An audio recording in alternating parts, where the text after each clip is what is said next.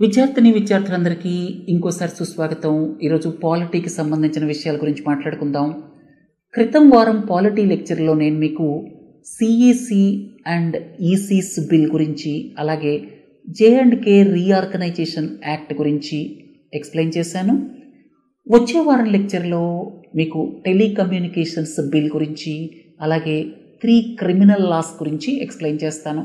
ఇక ఈ వారం లెక్చర్లో పోస్ట్ ఆఫీస్ యాక్ట్ గురించి, అంటే అందులో ఉన్నటువంటి ప్రొవిజన్స్ ఏమిటి, అలాగే ఈ పోస్ట్ ఆఫీస్ యాక్ట్ అనేది ఎందుకంత వివాదాస్పదమైంది, అంటే క్రిటిక్స్ ఎలాంటి కామెంట్స్ చేశారు, ఈ 2 ప్రశ్నలకి సమాధానం చెప్తాను. అలాగే జ్ఞాన్వపి మాస్క్కి సంబంధించి 1991లో వచ్చినటువంటి ప్లేసెస్ ఆఫ్ వర్షిప్ యాక్ట్ వార్తల్లోకి వచ్చింది.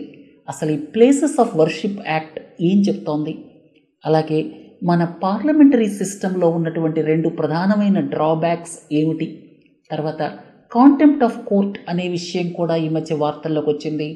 అసలు కాంటెంప్ట్ ఆఫ్ కోర్టుకి సంబంధించి కాన్స్టిట్యూషనల్ ప్రొవిజన్స్ ఏమిటి, ఎవరెవరికి కాంటెంప్ట్ ఆఫ్ కోర్ట్ పవర్స్ ఉన్నాయి, సివిల్ కాంటెంప్ట్, క్రిమినల్ కాంటెంప్ట్ అనేటువంటి పదాల మధ్య డిఫరెన్స్ ఏమిటి. ఈ మధ్య మన ప్రభుత్వం ఒక కామెంట్ చేసింది. కాంగ్రెస్ ప్రభుత్వం అధికారంలో ఉన్నప్పుడు ఆర్టికల్ 356ని విరివిగా వాడారు అని చెప్పి, ఈ సందర్భంగా అసలు ఆర్టికల్ 356లో ఉన్నటువంటి ప్రొవిజన్స్ ఏమిటి, అలాగే బొమ్మాయి జడ్జిమెంట్ ఏం చెప్తోంది అనేటువంటి వాటి గురించి చూద్దాం. తర్వాత పార్లమెంటరీ కమిటీ ఈ మధ్య ఒక కామెంట్ చేసింది. చట్టాలు పాస్ అయినప్పటికీ కూడా, అంటే చాలా యాక్ట్స్కి అనుబంధంగా రూల్స్ రెగ్యులేషన్స్ ఎగ్జిక్యూటివ్ ఫ్రేమ్ చేయకపోవటం వలన కొన్ని యాక్ట్స్ అమలులోకి రాలేదు అని చెప్పింది. అందుకని అసలు ఈ రూల్స్ రెగ్యులేషన్స్కి యాక్ట్స్కి ఉన్న సంబంధం ఏమిటి, దాని గురించి కూడా మాట్లాడుకుందాం. అలాగే లాంగ్వేజ్కి డయాలెక్ట్కి మధ్య ఉన్నటువంటి డిఫరెన్స్ ఏమిటి, ఇవన్నీ ఈరోజు మీకు ఎక్స్ప్లెయిన్ చేస్తాను. మొట్టమొదటి ప్రశ్న, పోస్ట్ ఆఫీస్ యాక్ట్ 2023 ఇందులో ఉన్నటువంటి ప్రొవిజన్స్ ఏమిటి. ఈ పోస్ట్ ఆఫీస్ యాక్ట్ 2023లో 4 ముఖ్యమైన ప్రొవిజన్స్ ఉన్నాయి. ఒకటేంటంటే ఇంటర్సెప్షన్ అన్నమాట. అంటే ఇక్కడ కేంద్ర ప్రభుత్వం నామినేట్ చేసినటువంటి అధికారి ఏదైనా పోస్ట్ ఆఫీస్ ద్వారా ఏదైనా ప్యాకెట్ వచ్చినప్పుడు కానీ, ఉత్తరం వచ్చినప్పుడు కానీ దాన్ని ఇంటర్సెప్ట్ చేయటం, అలాంటి పవర్స్ ఇవ్వబడతాయన్నమాట. అంటే ఇంటర్సెప్ట్ చేయటం, ఓపెన్ చేయటం, అంటే దాన్ని ఓపెన్ చేసి చదవటం, డిటైన్ చేయటం, ఇలాంటివన్నీ కూడా కేంద్ర ప్రభుత్వం ఏ అధికారికి అయితే అలాంటి పవర్స్ ఇస్తుందో ఆ అధికారి డిటైన్ చేయొచ్చు, ఓపెన్ చేయొచ్చు, ఇంటర్సెప్ట్ చేయొచ్చు ఆ మెయిల్ని. తర్వాత ఇది ప్రధానమైనటువంటి అంశం. రెండోది ఏంటంటే, ఏదైనా సరే అనుమానం వస్తే, అనుమానాస్పద పరిస్థితుల్లో ఏదైనా ఒక పోస్టల్ ప్యాకెట్ వచ్చినప్పుడు దాన్ని కేంద్ర ప్రభుత్వం నామినేట్ చేసినటువంటి పోస్టల్ అధికారి డైరెక్ట్గా తీసుకెళ్ళి కస్టమ్స్ ఆఫీస్లో హ్యాండ్ ఓవర్ చేయొచ్చు. ఇది రెండవది. ఇక మూడవ ముఖ్యమైన విషయం ఏంటంటే, ఒకవేళ ఏదైనా లాస్, నష్టం జరిగినా కూడా, అంటే పోస్ట్ ఆఫీసెస్తో మనం డీల్ చేసేటప్పుడు ఎలాంటి నష్టం జరిగినా కూడా ఎలాంటి లయబిలిటీ లేదన్నమాట. ఇది మూడవ ముఖ్యమైన విషయం అన్నమాట. అంటే మీరు ఏదైనా సరే పోస్ట్ ఆఫీస్ ద్వారా సేవలని పొందేటప్పుడు ఎక్కడైనా సరే నష్టం జరిగిందనుకోండి, అంటే లాస్ జరిగిందనుకోండి, ఎలాంటి లయబిలిటీ పోస్ట్ ఆఫీస్ మీద లేదు. ఒకటే ఒక ఎగ్జంప్షన్ ఉంది. అదేంటంటే విల్ఫుల్గా, ఫ్రాడులెంట్గా, అంటే వాళ్ళు ఫ్రాడ్ చేశారు, ఎవరైతే పోస్ట్ ఆఫీస్ అఫీషియల్స్ ఉన్నారో వాళ్ళు ఫ్రాడ్ చేశారు అని ప్రూవ్ అయినప్పుడు మాత్రమే పోస్ట్ ఆఫీసెస్కి లయబిలిటీ ఉంటుంది. మిగతా సందర్భాల్లో లయబిలిటీ ఉండదు. నాలుగోది ఏంటంటే, ఏ విధమైనటువంటి ప్రొవిజన్స్ కూడా లేవన్నమాట. ఏమిటవి, మన యొక్క పోస్టల్ ఆర్టికల్స్ని వాళ్ళు ఇంటర్సెప్ట్ చేయొచ్చు, ఓపెన్ చేయొచ్చు, చదవచ్చు అని ఉన్నాయి చూడండి. వాటికి సంబంధించి ఆ ఇన్ఫర్మేషన్ని లీక్ చేశారనుకోండి, వాళ్ళ మీద ఏ విధమైనటువంటి చర్యలు కూడా మనం తీసుకోలేవన్నమాట. సో ఈ 4-5 ప్రధానమైనటువంటి విషయాలు ఈ పోస్ట్ ఆఫీస్ యాక్ట్లో ఉన్నాయి. ఇంకొక ముఖ్యమైన విషయం ఏంటంటే, పోస్ట్ ఆఫీసెస్ అనేటువంటిది యూనియన్ లిస్ట్లో ఉన్న సబ్జెక్ట్ మర్చిపోకండి. తర్వాత 1898 అనుకుంటాను 1898లో వచ్చినటువంటి పోస్ట్ ఆఫీస్ చట్టాన్ని, అంటే దానికి బదులుగా ఈ 2023లో ఈ పోస్ట్ ఆఫీస్ యాక్ట్ని తీసుకురావడం జరిగిందనమాట. సరే, ఎందుకు ఇంత వివాదాస్పదమైంది? ఎందుకంటే ఇంతకుముందు మీరు సుప్రీంకోర్టు జడ్జిమెంట్స్ కానీ కామెంట్స్ కానీ చూస్తే, ఉదాహరణకి 1996లో ఈ PUCL వర్సెస్ సుప్రీంకోర్టు ఒక జడ్జిమెంట్ ఇచ్చింది. అదేంటంటే టెలిఫోన్ కమ్యూనికేషన్ ఇంటర్సెప్షన్ గురించి. అంటే టెలిఫోన్ ట్యాపింగ్స్ అంటాం కదా, టెలిఫోన్ ట్యాపింగ్స్ చేసేటువంటి విధానంలో అక్కడ సిటిజన్స్ రైట్స్ అఫెక్ట్ అవుతున్నాయి అని చెప్పి దాదాపుగా 25-30 సంవత్సరాల క్రితం PUCL అంటే people's union of civil liberties సుప్రీంకోర్టుకి వెళితే సుప్రీంకోర్టు 1996లో జడ్జిమెంట్ ఇచ్చింది. ఆ జడ్జిమెంట్లో ఏం చెప్పిందంటే నెసెసరీ సేఫ్ గార్డ్స్ ఉండాలి అని చెప్పి 3-4 కండిషన్స్ పెట్టింది. అంటే హోమ్ సెక్రటరీ లెవెల్లో, లేకపోతే వాళ్ళు డిజిగ్నేట్ చేసినటువంటి అఫీషియల్ లెవెల్లో, అది కేంద్ర ప్రభుత్వం కావచ్చు, రాష్ట్ర ప్రభుత్వం కావచ్చు, చాలా హై లెవెల్లో జరగాలి. రెండోది, ఏదైతే కమ్యూనికేషన్ని ఇంటర్సెప్ట్ చేస్తారో ఆ యొక్క ఇన్ఫర్మేషన్ని వాళ్ళు ఉంచాలి. తర్వాత ఇట్లా చాలా సేఫ్ గార్డ్స్ పెట్టిందనమాట. ఆ తర్వాత టెలిగ్రాఫ్ రూల్స్లో కేంద్ర ప్రభుత్వం వాటిని ఇన్కార్పొరేట్ చేయడం జరిగింది. ఇక రెండోది ఏంటంటే రైట్ టు ప్రైవసీ జడ్జిమెంట్ గురించి మీరు గుర్తు తెచ్చుకోండి. పుట్టస్వామి జడ్జిమెంట్ 2017లో రైట్ టు ప్రైవసీ అనేది right to life and liberty కింద, అంటే ఆర్టికల్ 21 కింద ప్రొటెక్ట్ చేయబడింది అని ఆ జడ్జిమెంట్ చెప్పింది. అంతేకాకుండా ఇక్కడ ఇన్ఫర్మేషనల్ ప్రైవసీ అంటే ఏమిటో కూడా అందులో ఎక్స్ప్లెనేషన్ ఇచ్చింది. 2021లో అప్పటి చీఫ్ జస్టిస్ ఎన్వి రమణ ఉన్నప్పుడు, చీఫ్ జస్టిస్ ఎన్వి రమణ గారు ఏమన్నారు అప్పుడు, ఏదైతే నేషనల్ సెక్యూరిటీ చూపించి మీరు సిటిజన్స్ రైట్స్ని స్టిఫిల్ చేయటం కరెక్ట్ కాదు అన్నారు. అది పెగాసస్కి సంబంధించి ఒక కమిటీని ఎస్టాబ్లిష్ చేసే క్రమంలో ఆయన అన్న మాటలు అనమాట. కేవలం నేషనల్ సెక్యూరిటీ అనేటువంటి పదాన్ని చూపించి, అంటే బగ్బేర్ అని కూడా వాడారనమాట. మీరు సిటిజన్స్ రైట్స్ని ట్రాంపుల్ చేయలేరు అని చెప్పి ఆయన చెప్పారు.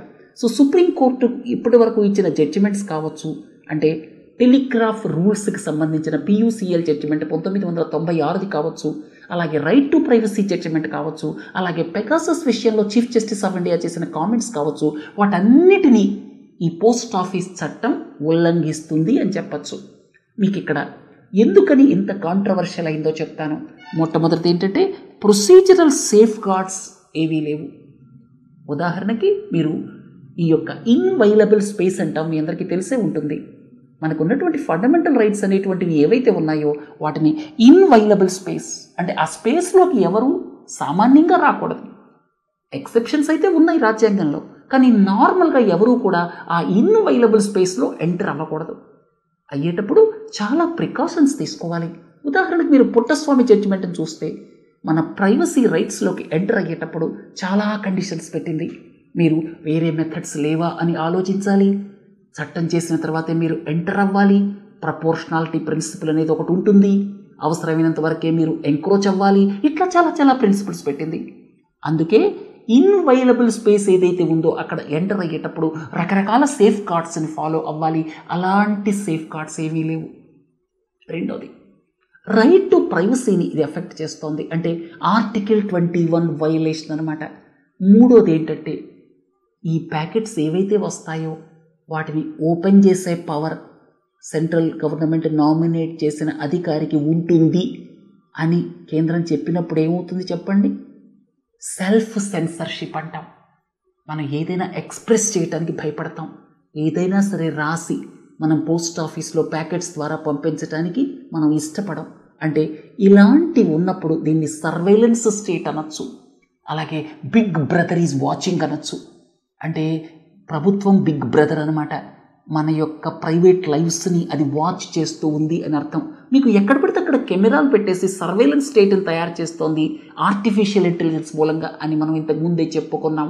కాబట్టి ఇలాంటి నెసెసరీ సేఫ్ గార్డ్స్ లేకుండా, ప్రపోర్షనాలిటీ ప్రిన్సిపల్ లేకుండా ఇలాంటివి తీసుకొచ్చినప్పుడు ఏమవుతుందంటే ప్రభుత్వాలు బిగ్ బ్రదర్ యాటిట్యూడ్తో ఉంటాయి, సర్వేలెన్స్ స్టేట్ అవుతాయి. దాని మూలంగా చిల్లింగ్ ఎఫెక్ట్ ఉంటుంది. అంటే మనం ఫ్రీగా ఎక్స్ప్రెస్ చేయలేము. దాన్ని సెల్ఫ్ సెన్సర్షిప్ అంటామన్నమాట. ఎప్పుడైనా సరే అడ్వర్స్ ఒపీనియన్ కానీ ప్రభుత్వాలకి వ్యతిరేకంగా ఒపీనియన్ని ఎక్స్ప్రెస్ చేసినప్పుడే మానవ జీవితాలు బాగుపడతాయి. ఎప్పుడైనా అడ్వర్స్గా కామెంట్ చేయటం కానీ ప్రభుత్వ నిర్ణయాలతో ఏకీభవించకపోవటం కానీ అది హాల్ మార్క్ ఆఫ్ డెమోక్రసీ అన్నమాట. అర్థమైంది కదా. సో తర్వాత ఆర్టికల్ 21 వైలేషన్, ఎందుకంటే రైట్ టు ప్రైవసీ వైలేషన్ కాబట్టి. తర్వాత ఇక్కడ ఇంటర్సెప్షన్కి గ్రౌండ్ పబ్లిక్ ఆర్డర్ అని రాశారు, అంటే ఈ చట్టంలో ఎమర్జెన్సీ అని రాశారు. అసలు ఎమర్జెన్సీ డెఫినేషనే చెప్పలేదు. ఎమర్జెన్సీ అంటే ఏ సందర్భాలలో అనేది చెప్పలేదు. సో ఇలా డిఫైన్ చేయకుండా ఉన్నప్పుడు ఏమవుతుందంటే దాన్ని ఎగ్జిక్యూటివ్ వాళ్ళకి అనుగుణంగా మార్చుకోవచ్చు. ఏదేమైనప్పటికీ కూడా ఒక విషయం మీకు ఇక్కడ చెప్పాలి. ఈ మధ్య తెచ్చినటువంటి చాలా చట్టాలు, ఉదాహరణకి టెలికమ్యూనికేషన్స్ బిల్ కావచ్చు, ఉదాహరణకి క్రిమినల్ లాస్ కావచ్చు, ఉదాహరణకి పోస్ట్ ఆఫీస్ యాక్ట్ కావచ్చు, ఉదాహరణకి ఈసీస్ బిల్ కావచ్చు. ముఖ్యంగా ఈ 4టిని పరిశీలిస్తే ఎగ్జిక్యూటివ్ చాలా పవర్ఫుల్ అవుతోంది అని మీకు అర్థమవుతుంది. ఎగ్జిక్యూటివ్ ఎప్పుడైతే పవర్ఫుల్ అవుతుందో అప్పుడు సర్వేలెన్స్ స్టేట్ కింద దారితీసేటువంటి అవకాశం ఉంది. ఎగ్జిక్యూటివ్ ఒక బిగ్ బ్రదర్లా యాక్ట్ చేయొచ్చు. సిటిజన్స్ మీద చిల్లింగ్ ఎఫెక్ట్ ఉంటుంది. అందరూ కూడా ఒపీనియన్ని ఫ్రీగా వ్యక్తం చేయడానికి బయటకి రాకపోవచ్చు. సెల్ఫ్ సెన్సర్షిప్ అవుతుంది. సో ఇది చాలామంది క్రిటిక్స్ కామెంట్ చేశారు. ఎందుకంటే ఈసీ బిల్ తీసుకున్నారనుకోండి, ఆ 3 కమిటీలో ఎవరున్నారు? ప్రధానమంత్రి గారు ఉన్నారు, క్యాబినెట్ మినిస్టర్ గారు ఉన్నారు, లీడర్ ఆఫ్ ద అపోజిషన్ ఉన్నారు. కానీ డెసిషన్ ఎలా తీసుకుంటారు? మెజారిటీ డెసిషన్ అంటే క్యాబినెట్ మినిస్టర్, ప్రధానమంత్రి తీసుకుంటే సరిపోతుంది కదా. అంటే ఎగ్జిక్యూటివ్ అపాయింట్ చేస్తున్నట్టే కదా. ఏం మారింది చెప్పండి? అలాగే ఇప్పుడు మీరు ఈ పోస్ట్ ఆఫీస్ యాక్ట్ తీసుకుంటే ఇంత వేగ్గా మీరు సరైనటువంటి ప్రొటెక్షన్స్ లేకుండా, గ్రీవెన్స్ రిట్రెసల్ మెకానిజమ్స్ లేకుండా ఇలాంటి చట్టాలను తీసుకొస్తే సిటిజన్స్ రైట్స్ ఏమవుతాయి? ఏ ప్రభుత్వం అధికారంలో ఉంది అన్నది ముఖ్యం కాదు. State is very important. Governments are temporary, state అనేది పర్మనెంట్. అలాగే మీరు ఇన్స్టిట్యూషనల్ ఇంటిగ్రిటీ కూడా చాలా important.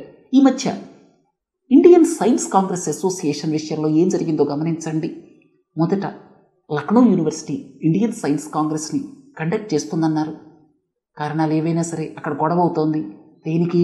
Department of science and టెక్నాలజీకి, ఇండియన్ సైన్స్ కాంగ్రెస్ అసోసియేషన్కి ఆ రెండింటి మధ్య టజిల్ వచ్చింది. దాని మూలంగా ఏమైంది? లక్నో యూనివర్సిటీ మేము కండక్ట్ చేయమని చెప్పేసింది. తర్వాత లవ్లీ ప్రొఫెషనల్ యూనివర్సిటీ అన్నారు, అది మేము కండక్ట్ చేయమని చెప్పేసింది. ఇప్పుడు వెతుకుతున్నారు ఎక్కడ జరపాలని చెప్పి. అసలు ఇండియన్ సైన్స్ కాంగ్రెస్ లాంటి అసోసియేషన్స్ అటానమీతో, ఇంటిగ్రిటీతో పనిచేస్తే ఈ సమస్య రాదు కదా. కాబట్టి అటానమీ అండ్ ఇన్స్టిట్యూషనల్ ఇంటిగ్రిటీ చాలా ఇంపార్టెంట్ డెమోక్రసీలో. అలాగే మీరు రెజ్లింగ్ ఫెడరేషన్ ఆఫ్ ఇండియాలో ఏం జరిగింది? 13 మంది 15 మందిలో ఎవరైతే ఇంతకుముందు అక్యూజ్డ్ ఉన్నారో సెక్సువల్ హెరాస్మెంట్కి సంబంధించి ఆయన అనుయాయులే ఎలక్ట్ అయ్యారు. చివరికి వీళ్ళు మెడల్స్ అన్నీ ఇచ్చేయటం మూలంగా ప్రభుత్వం ఆ కమిటీని సస్పెండ్ చేసింది. ఇంతదాకా ఎందుకు రావాలి అంటే autonomy of the sports bodies కానీ, అలాగే అటానమీ ఆఫ్ ఇన్స్టిట్యూషన్స్ కానీ ఇవి లేనప్పుడు డెమోక్రసీస్ ఏమవుతాయంటే ఇరోడ్ అయిపోతాయన్నమాట. కాబట్టి ప్రతి డెమోక్రసీలో కూడా మోస్ట్ ఇంపార్టెంట్ థింగ్ ఏంటంటే autonomy of the institutions, integrity of the institutions, అలాగే ఎగ్జిక్యూటివ్కి లిమిటేషన్స్ ఉండాలి. డెమోక్రసీ యొక్క ముఖ్యమైన ఉద్దేశం ఏమిటి? Setting limits on the government. But limits లేకుండా ప్రభుత్వం ఇలాంటి పవర్స్ అన్నింటినీ తీసుకుంటే మీరు ఈసీ బిల్ కావచ్చు, అలాగే టెలికాం బిల్ కావచ్చు, పోస్ట్ ఆఫీస్ బిల్ కావచ్చు, 3 క్రిమినల్ లాస్ కావచ్చు, వీటన్నిటినీ కూడా క్రిటిక్స్ కామెంట్ చేశారు. అప్పుడు ఎగ్జిక్యూటివ్ పవర్ఫుల్ అయిపోతుంది.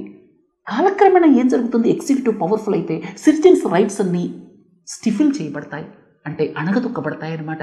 అప్పుడు రిప్రెసివ్ స్టేట్ అవుతుందన్నమాట. అంటే అప్రెసివ్ స్టేట్ ఆపరేషన్ పెరిగిపోతుంది సిటిజన్స్ మీద. అర్థమైంది కదా. అసలు డెమోక్రసీ అర్థం ఏమిటి? మనను మనం పరిపాలించుకుంటున్నాం. కానీ ఇలాంటి చట్టాలు సీరియస్గా క్రిటిక్స్ కామెంట్ చేశారు. తర్వాత ఆర్బిట్రరీనెస్, తర్వాత ఈ ఎమర్జెన్సీ అనే దానికి మీనింగ్ లేదు, క్లారిటీ లేదు. అలాగే arbitrariness in the executive action. Supreme court ఏం చెప్పిందంటే ఎగ్జిక్యూటివ్ యాక్షన్లో ఎప్పుడైనా ఆర్బిట్రరీనెస్కి అవకాశం ఇస్తే అప్పుడు రూల్ ఆఫ్ లా వైలేట్ అవుతుంది అని చెప్పింది. ఇది ఇంకొక ముఖ్యమైన విషయం. తర్వాత స్టేట్ సర్వేలెన్స్. ఇది పెరిగే అవకాశం ఉంది, చిల్లింగ్ ఎఫెక్ట్ ఉంటుంది, ఇవన్నీ చెప్పాను కదా. బిగ్ బ్రదర్ సిండ్రోమ్ అని చెప్పాను, నో గ్రీవెన్స్ రిడ్రెసల్ మెకానిజం. తర్వాత లయబిలిటీ లేదు, వాళ్ళు ఏదైనా తప్పు చేసినా కూడా ఈ యొక్క ప్యాకెట్ని చించిన తర్వాత ఆ ఇన్ఫర్మేషన్ తీసుకెళ్ళి వాళ్ళ బావమరిదికో బావకో ఇచ్చినా కూడా ఏ రకమైనటువంటి అకౌంటబిలిటీ లేదు. సో ఇలాంటివి ఉండటం వల్ల ఇలాంటి చట్టాలలో లొసుగులు ఉన్నాయని ఎక్స్పర్ట్ చెప్తున్నారు. సరే, తర్వాతి ప్రశ్న, కంగారు కోర్ట్ అంటే ఏమిటి? ఈ పదం ఎందుకు వార్తల్లోకి వచ్చింది? మహువా మొయిత్రాని ఎక్స్పెల్ చేసిన తరువాత అప్పుడు ఆవిడ చేసిన కామెంట్లో ఇది ఒక కంగారు కోర్ట్ లాగా ఉంది. కంగారు కోర్ట్ అంటే ఏంటంటే ఆక్స్ఫర్డ్ డిక్షనరీ ప్రకారం అన్అఫీషియల్ కోర్ట్ అంటే పలానా వాళ్ళని పనిష్ చేయాలి అన్నదే ధ్యేయంగా. రెండు పక్కల వినటం కానీ, డిఫెన్స్ వాళ్ళు ఏం చెప్తున్నారు, ప్రాసిక్యూషన్ ఏం చెప్తోంది, వీళ్ళిద్దరి వాదనలు విన్న తర్వాత అన్బయాస్డ్ వేలో జడ్జి నిర్ణయం తీసుకోవాలి. అయితే కొన్ని సందర్భాల్లో కొన్ని దేశాల్లో అంటే అథారిటేరియన్ స్టేట్స్ ఉన్నాయనుకోండి, ఇరాన్ లాంటివి, అక్కడ ఈ డిఫెన్స్కి ప్రాసిక్యూషన్కి తావుండదు. రాజు ఏదనుకుంటే అదే. అక్కడ ఉన్నటువంటి కోర్ట్స్ని కంగారు కోర్ట్స్ అంటామన్నమాట. అయితే ఈ మధ్య మహువా మొయిత్రా ఈ కామెంట్ చేయటం వల్ల ఈ పదం వార్తల్లోకి వచ్చింది. తర్వాత చీఫ్ జస్టిస్ ఆఫ్ ఇండియా కూడా క్రితం సంవత్సరం ఒక మాట అన్నారు. అదేంటంటే మీడియా కంగారు కోర్ట్స్ నడుపుతుంది. అంటే ఏదైనా ఒక విషయం జరిగినప్పుడు మీడియానే డిసైడ్ చేస్తుంది.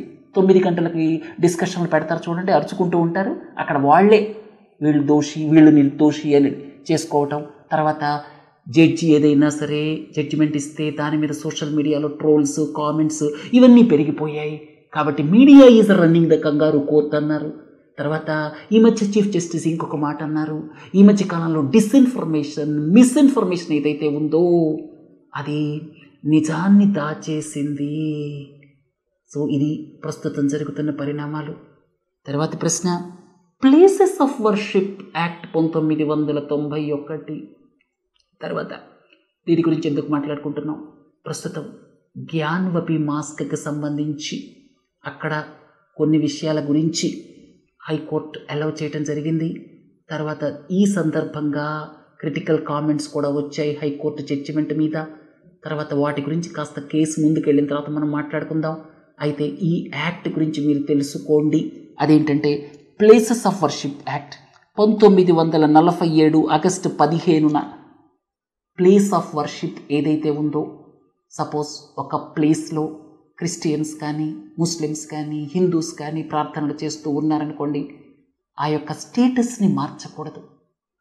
ఒక రామ్ మందిర్, రామ్ జన్మభూమి ఆ డిస్ప్యూట్ ఉంది కాబట్టి అప్పట్లో దానికే ఎగ్జంప్షన్ ఇచ్చారు. ఆ తర్వాత సుప్రీంకోర్టు వెరడిక్ట్లో ఆ రామ్ మందిర్కి చెందుతుంది అని వెర్డిక్ట్ రావటం. ఇప్పుడు వచ్చే నెల 22వ తేదీన రామ్ మందిర్ యొక్క ప్రారంభోత్సవం జరగనుండటం మనందరికీ తెలిసిందే. అయితే మిగతావేవీ కూడా వాటి యొక్క రిలీజియస్ క్యారెక్టర్ని మార్చకూడదు. అయితే ancient and historical monuments act అని ఒకటి ఉంది, 1958లో వచ్చింది. దాని ద్వారా ప్రొటెక్ట్ చేయబడినటువంటి మాన్యుమెంట్స్కి అది వర్తించదు. ఇది 2వ పాయింట్. 3వది ఏంటంటే non డిరోగబుల్ obligation towards secularism.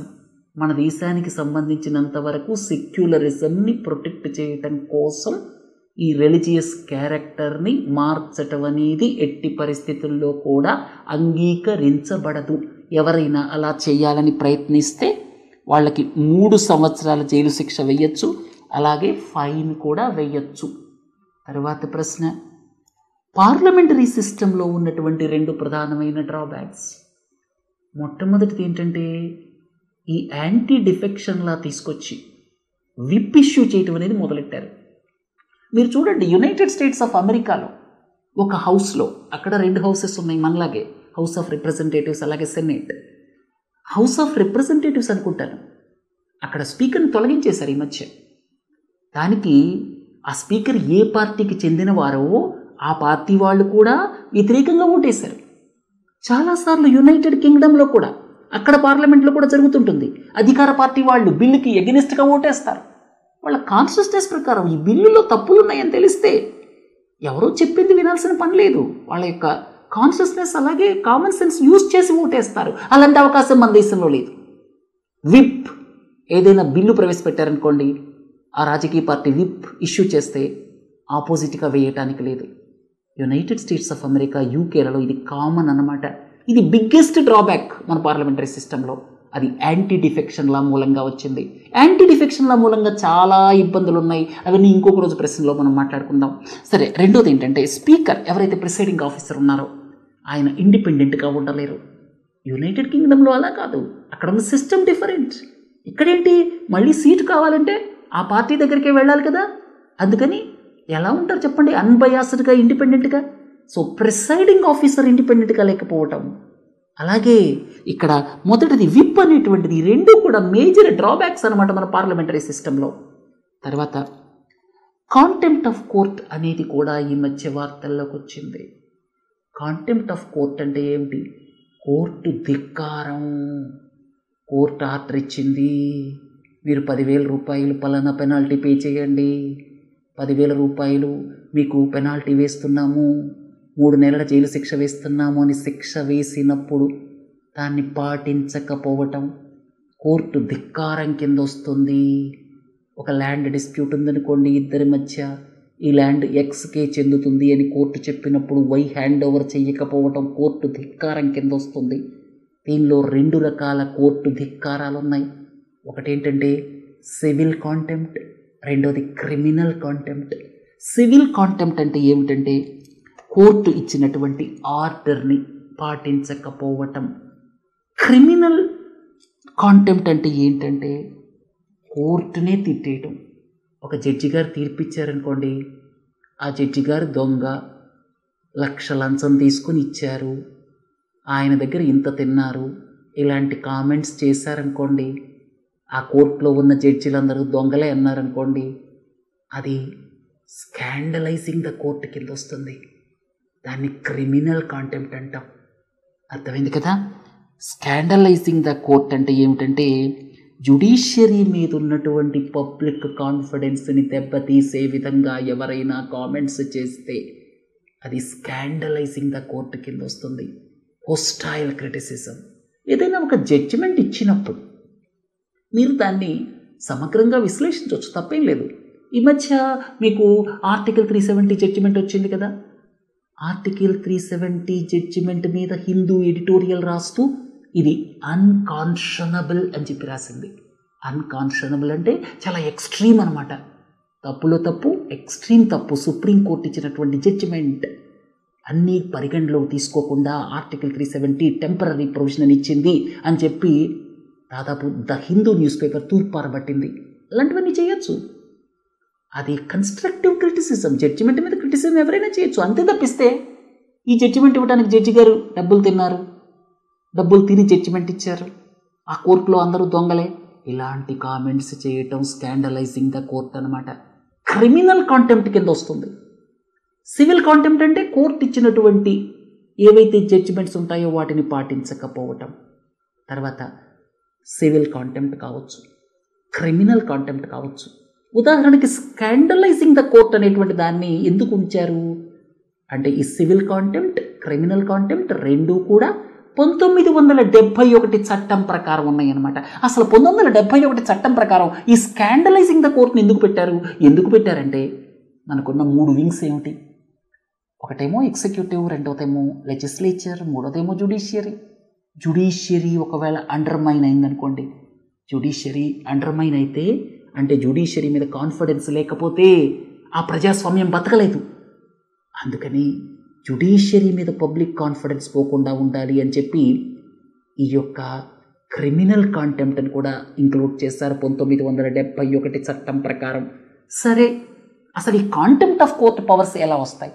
Contempt of court powers కేవలం సుప్రీంకోర్టుకి, హైకోర్టులకి మాత్రమే ఉన్నాయి. సబార్డినేట్ జ్యుడిషియరీకి కాంటెంప్ట్ ఆఫ్ కోర్ట్ పవర్స్ లేవు.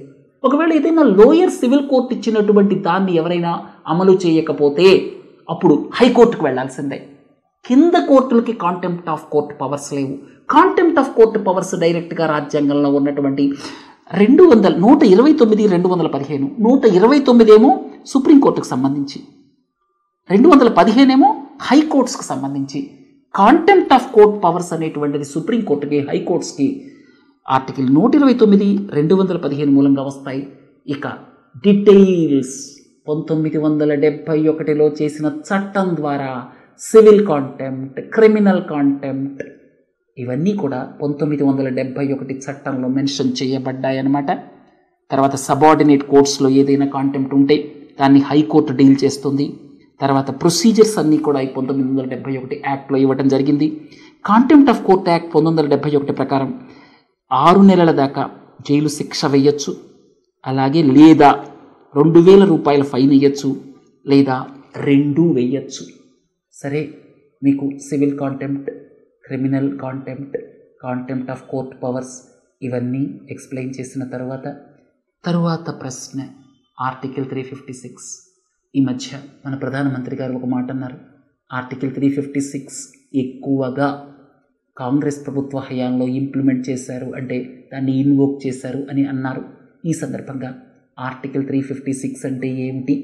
ఇక్కడ కాన్స్టిట్యూషనల్ మెషినరీ ఫెయిల్ అవటం, ఏదైనా ఒక రాష్ట్రం కాన్స్టిట్యూషనల్ మెషినరీ అంటే కాన్స్టిట్యూషనల్ ప్రిన్సిపల్స్ ప్రకారం పని చేయలేకపోతే, కాన్స్టిట్యూషనల్ బ్రేక్ డౌన్ ఉంటే అప్పుడు ఆ రాష్ట్రంలో ప్రెసిడెంట్ అంటే ఎగ్జిక్యూటివ్, గవర్నర్ దగ్గర నుంచి వచ్చినటువంటి రిపోర్ట్ బేస్ చేసుకొని, కానీ అదర్వైజ్ గవర్నర్ నుంచి రిపోర్ట్ రాకపోయినా సరే, అదర్వైజ్ అనేది ముఖ్యమైన పాయింట్, ఒకవేళ అక్కడ రాజ్యాంగబద్ధంగా పాలన జరగదు అని భావిస్తే అక్కడ ప్రెసిడెంట్స్ రూల్ ఇంపోజ్ చేయొచ్చు అన్నమాట. అర్థమైంది కదా? గవర్నర్ రికమెండేషన్ ద్వారా కావచ్చు, ఆర్ అదర్వైజ్ అని కూడా ఉంది రాజ్యాంగంలో. తర్వాత ఆర్టికల్ 356 అనేది కాన్స్టిట్యూషనల్ మెషినరీ ఫెయిల్ అయితే అక్కడ ప్రెసిడెంట్స్ రూల్ ఇంపోజ్ చేయటం, అది ప్రెసిడెంట్ అంటే ఎగ్జిక్యూటివ్ చేస్తారు, గవర్నర్ రికమెండేషన్ ఆర్ అదర్వైజ్. అయితే చాలాసార్లు దీన్ని ఇంప్లిమెంట్ చేయటం ద్వారా రాష్ట్రాల మీద దారుణమైనటువంటి ప్రయోగాలు చేయటం జరిగింది. తర్వాత బొమ్మాయి కేసులో కొన్ని సేఫ్ గార్డ్స్ పెట్టడం జరిగింది. అదేంటంటే union council of ministers proclamation ఇచ్చిన తరువాతే, అంటే union council of ministers ratification చేసిన తరువాతే ప్రెసిడెంట్ ఇంపోజ్ చేయగలరు. రెండోది, ఇక్కడ యూనియన్ క్యాబినెట్ ఏదైతే రిజల్యూషన్ ఇస్తుందో అది ఆబ్జెక్టివ్ కండిషన్స్ ఉన్నాయా, ఆ స్టేట్లో రాజ్యాంగబద్ధంగా పాలన జరగదు అని క్యాబినెట్ భావిస్తే అప్పుడు ఒక ప్రొక్లమేషన్ ఇవ్వాలి, దాన్ని బేస్ చేసుకొని ప్రెసిడెంట్స్ రూల్ పెట్టాలి. ఆ తర్వాత 2 హౌసెస్ ఆఫ్ పార్లమెంట్ అప్రూవ్ చేయాలి. ఆ తర్వాత జ్యుడిషియల్ రివ్యూకి కూడా అవకాశం ఉంది. తర్వాత ఆర్టికల్ 356 మొట్టమొదటిసారి యూజ్ చేసింది గోపీచంద్ భార్గవ మినిస్ట్రీ పంజాబ్లో, దాన్ని తొలగించటానికి. అలాగే మొట్టమొదటి అపోజిషన్ గవర్నమెంట్ విషయానికి వస్తే కేరళలో ఈఎంఎస్ నమూద్రిపాద్ గవర్నమెంట్ అని త్రోసేశారు. ఇది 1959లో జరిగింది. తర్వాత రూల్స్ ఫ్రేమ్ చేయటం గురించి ఈ మధ్య పార్లమెంటరీ కమిటీ అడ్వర్స్ కామెంట్స్ చేసింది. పార్లమెంట్ ఒక చట్టం చేసిన తరువాత ఎగ్జిక్యూటివ్ రూల్స్ ఫ్రేమ్ చేయాలి. ఆ ఫ్రేమ్ చేసినటువంటి రూల్స్ని పార్లమెంట్కి సమర్పించాలి. చూడండి, ఇక్కడ 2 పాయింట్స్ ఉన్నాయి. ఫ్రేమింగ్ ద రూల్స్ అంటే పార్లమెంట్ చట్టం చేసిన తర్వాత దానికి అనుబంధంగా ఉండేటువంటి రూల్స్ రెగ్యులేషన్స్ని ఎగ్జిక్యూటివ్ ఫ్రేమ్ చేస్తారు. ఎగ్జిక్యూటివ్ ఫ్రేమ్ చేసినటువంటి రూల్స్ మళ్ళీ పార్లమెంటులో ప్రవేశపెట్టాలి. వాటి మీద చర్చ జరగదు, నార్మల్గా పార్లమెంట్లో ప్రవేశపెట్టేస్తారు.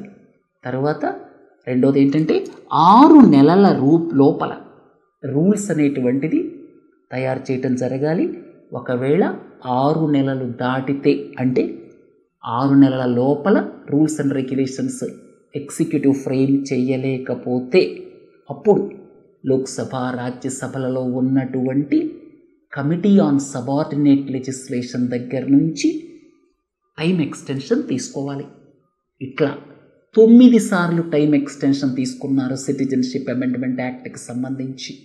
ఇంతవరకు రూల్స్ ఫ్రేమ్ చేయలేదు, ఆ చట్టం అమల్లోకి రాలేదు. ఈ మధ్య పార్లమెంటరీ స్టాండింగ్ కమిటీ ఏం చెప్పిందంటే, ఇలా చాలా చట్టాలు ఉన్నాయి అమల్లోకి రానివి, అందుకని ఎగ్జిక్యూటివ్ 6 నెలల లోపల రూల్స్ అండ్ రెగ్యులేషన్స్ ఫ్రేమ్ చెయ్యాలి అని చెప్పిందన్నమాట. లాంగ్వేజ్కి డయాలెక్ట్కి తేడా ఏమిటి?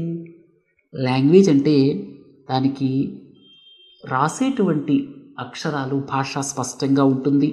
తర్వాత కమ్యూనికేషన్కి దాన్ని యాక్సెప్ట్ చేస్తారు. డయాలెక్ట్ అంటే ఏంటంటే different varieties of the same language. ఒక్కొక్క జియోగ్రఫీలో ఒక్కొక్క రకంగా మాట్లాడతారు. ఉదాహరణకి తెలంగాణ డయాలెక్ట్, కోస్టల్ ఆంధ్ర డయాలెక్ట్, రాయలసీమ డయాలెక్ట్ రకరకాలుగా ఉంటుంది. అందరిది లాంగ్వేజ్ ఒకటే, తెలుగు లాంగ్వేజ్. అలాగే హిందీ విషయానికి వస్తే భోజ్పురి, రాజస్థానీ, ఛత్తీస్గఢీ, మగధి, హర్యాన్వి ఇవన్నీ కూడా డయాలెక్ట్స్ అన్నమాట. అయితే హిందీ స్పీకర్స్ ఎంతమంది ఉన్నారంటే మీరు ఇక్కడ గమనించవచ్చు. హిందీ స్పీకర్స్ మన దేశంలో దాదాపుగా 40 నుంచి 42% దాకా ఉన్నారు. అయితే ఇందులో నేటివ్ అంటే హిందీ డయాలెక్ట్, హిందీ స్పీకర్స్లో కూడా అంటే హిందీ అనేది లాంగ్వేజ్గా తీసుకుంటే మీకు ఇక్కడ ఛత్తీస్గఢీ, రాజస్థానీ, మగధి, భోజ్పురి, హర్యాన్వి ఇలాంటి డయాలెక్ట్స్ కూడా ఉన్నాయి. ఇక హిందీని ఒక డయాలెక్ట్గా తీసుకుంటే కేవలం 26% మంది మాత్రమే హిందీని మదర్ టంగ్గా అంటే ఒక డయాలెక్ట్గా మాట్లాడతారు. హిందీ లాంగ్వేజ్గా తీసుకుంటే 40 నుంచి 42% ఉన్నారు. ఆ హిందీ లాంగ్వేజ్లో చాలా డయాలెక్ట్స్ ఉన్నాయి. హర్యాన్వి, భోజ్పురి ఇట్లా అన్నమాట, మగధి. అర్థమైంది కదా లాంగ్వేజ్కి డయాలెక్ట్కి మధ్య డిఫరెన్స్. సరే, ఈరోజు లెక్చర్ని ఇంతటితో ముగిద్దాం. రేపు అందమైన మ్యాప్స్తో మీకు నెక్స్ట్ మాడ్యూల్ ప్రజెంట్ చేయటం జరుగుతుంది. సరే, నమస్తే.